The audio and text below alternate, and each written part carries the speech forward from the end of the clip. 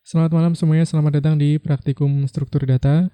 Di video kali ini kita akan membahas mengenai modul struktur data halaman 1 sampai dengan halaman 4. Halaman 1 sampai halaman 4 itu adalah modul pertama, tipe data terstruktur. Modul 1 ini adalah bagian awal dari modul struktur data. Seperti apa langsung saja kita lihat. Modul 1 tipe data terstruktur. Tujuan praktikum mempraktikkan bentuk struktur data standar pada proses pengolahan data, mengimplementasikan struktur data dalam program menggunakan bahasa C++. Alokasi waktu, oke. Dasar teori, struktur data adalah koneksi dari objek-objek pengorganisasiannya dicirikan berdasarkan pada cara mengakses objek tersebut. Contoh-contoh struktur data dasar. 1. Array.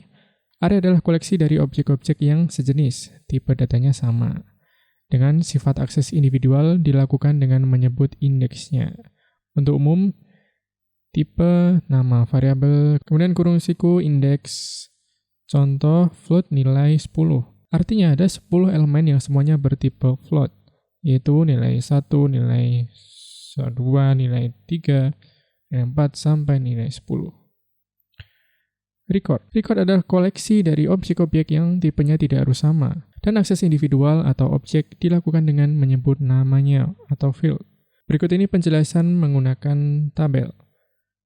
Nomor mahasiswa, char, ini adalah field 1, kemudian nama menggunakan char disebut field 2, nilai float field 3. Jadi tabel ini diibaratkan adalah sebuah struct-nya. Bentuk umumnya seperti apa? Ada di bawahnya. Struct, nama struct, tipe field 1, tipe field 2.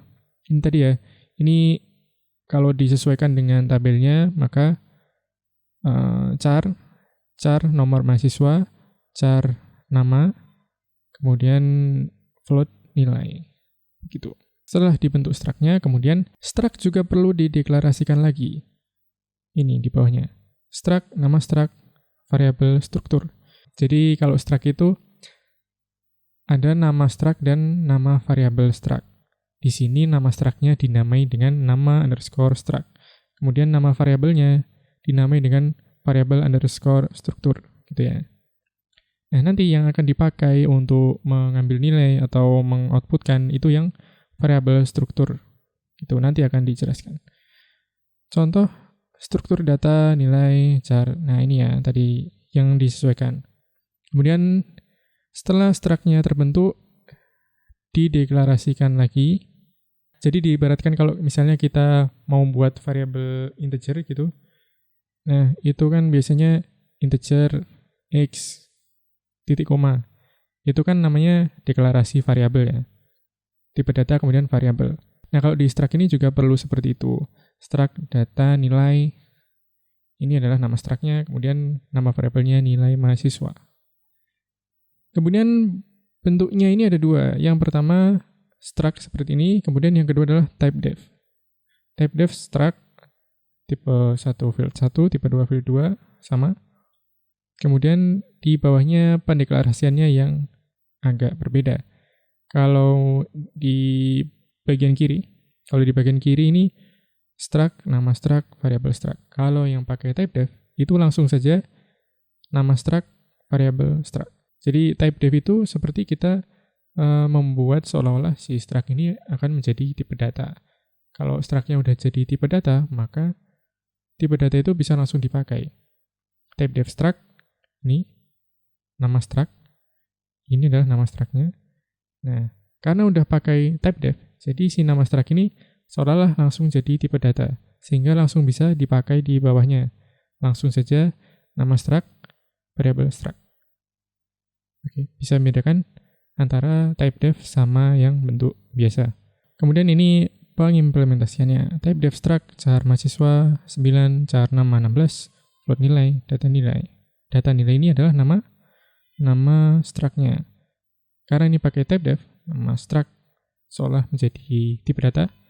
Kemudian tinggal kita pakai di bawahnya data nilai, nama variabelnya adalah nilai mahasiswa. Nama variabel struct. Pengaksesan struktur memakai variabel struct, bukan nama struct. Ini yang saya jelaskan di sebelumnya tadi, bahwa kalau kita mau mengambil nilai, mengoutputkan, itu kita menggunakan variabel struct-nya. bukan nama struct. Variable struct itu yang ini, nilai mahasiswa. Nilai mahasiswa. Contohnya, nilai mahasiswa nama sama dengan Jono. Ini benar. Tapi kalau data nilai titik nama sama dengan Jono, ini salah. Karena data nilai ini adalah nama struct-nya. Tidak boleh dipakai untuk melakukan input-output atau memberikan nilai di situ. Nah, kemudian yang perlu diperhatikan adalah ini ada titiknya. Jadi kalau menggunakan struct, misalnya kita mau mengakses nama mahasiswa di sini. Nah, cara yang mengakses nama mahasiswa ini nggak sekedar kita langsung isiin nama gitu, enggak. Tapi kita harus memanggil nama variabel struct-nya. Jadi nama ini berada di struct yang mana. Maka dari itu kita pertama menyebutkan dulu nama variabel struct-nya. Bahwa nama ini berada di nilai mahasiswa. Nilai mahasiswa kemudian dilanjutkan dengan titik. Titik dilanjutkan dengan field-nya. Atau variabel yang kita mau berikan nilai. Kemudian ini adalah contoh dari program struktur data record. mahasiswa1.cpp. Oke. Include iostream, JString using std_cout. int main struct data nilai. Oke. Jadi di dalam struct ini ada nomor mahasiswa, nama, float, nilai. Struct data nilai mahasiswa. Kenapa ini ada struct-nya di depannya? Karena ini tidak menggunakan type def ya. Karena tidak menggunakan type def, maka struct ini harus dipakai lagi di depan deklarasi variabel struct. Seperti ini. Struct data nilai mahasiswa. strcp, nilai mahasiswa, nomor mahasiswa. Ini menginputkan ya. Kemudian nilai mahasiswa, nama SpongeBob. Kemudian nilai mahasiswa, titik nilai sama dengan 95. Cout nama sama dengan nilai mahasiswa dot nama, cout nomor mahasiswa sama dengan nilai mahasiswa dot nomor MHS, enter. Cout nilai sama dengan nilai mahasiswa dot nilai. Nilai mahasiswa ini adalah variabel struct dilanjutkan dengan field-nya, variabel yang kita ingin masukkan nilainya. Kita copy aja ini, kita coba di dev C++ ya.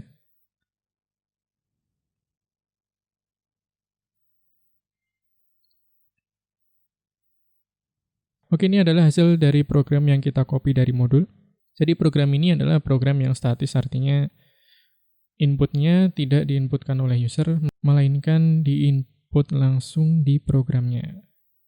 Nama SpongeBob, name, kemudian nilai 95. Oke, kalau kita lihat di dalam struct, maka nomor mahasiswa ini masuk ke sini. Berapa itu tadi? 1, 2, 3, 0, 9, 0, 0, 0, 0.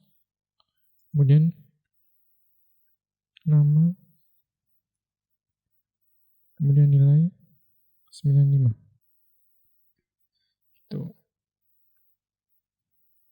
masuk ke sini, kemudian di-outputkan lagi. Sekarang kita lanjut ke contoh 2. Contoh 1, 2. Program struktur data record. mahasiswa2.cpp. Include iostream. Oke. Nah, ini inputnya diinputkan oleh user. Langsung kita copy saja ini. Struct-nya ini sama ya kayak yang tadi ya. Data nilai, nomor mahasiswa, nama, dan nilai. Bedanya cuma di sein-nya. Namanya kita inputkan nomor mahasiswa asal aja ya. 99. Nilai 100. Oke, di input, kemudian masuk ke dalam struct, masuk ke sini, kemudian di-outputkan. Kemudian lanjut ke contoh berikutnya, include iostream, struct data nilai sama. Data nilai mahasiswa 10. Bedanya di sini ada perulangannya. Perulangan ini dari 1 sampai 2. Kemudian outputnya juga perulangan 1 sampai 2. Kita coba.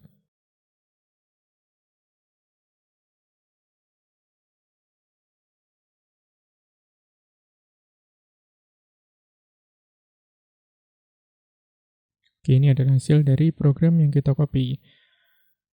Contoh 3 di modul 1. Input nomor mahasiswanya 88 dan 70, nilainya 90 dan 80. Ini masuk ke dalam array.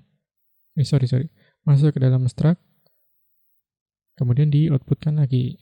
Oke. Nah, di sini bagian yang menarik adalah ketika kita menginputkan atau mengoutputkan. Kalau biasanya kalau misalnya di array itu kan, array itu yang ada array-nya itu kan di variabel kayak nama, nomor mahasiswa atau nilai.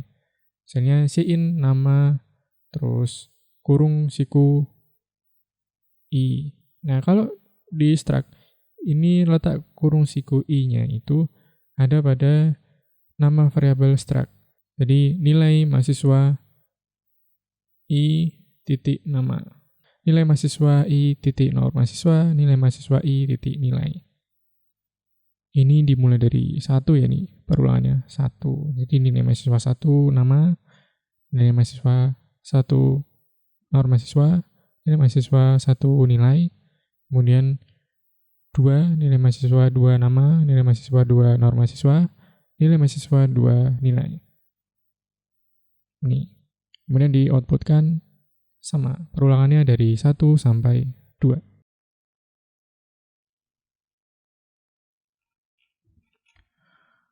Oke, begitu penjelasan dari modul pertama pada modul struktur data.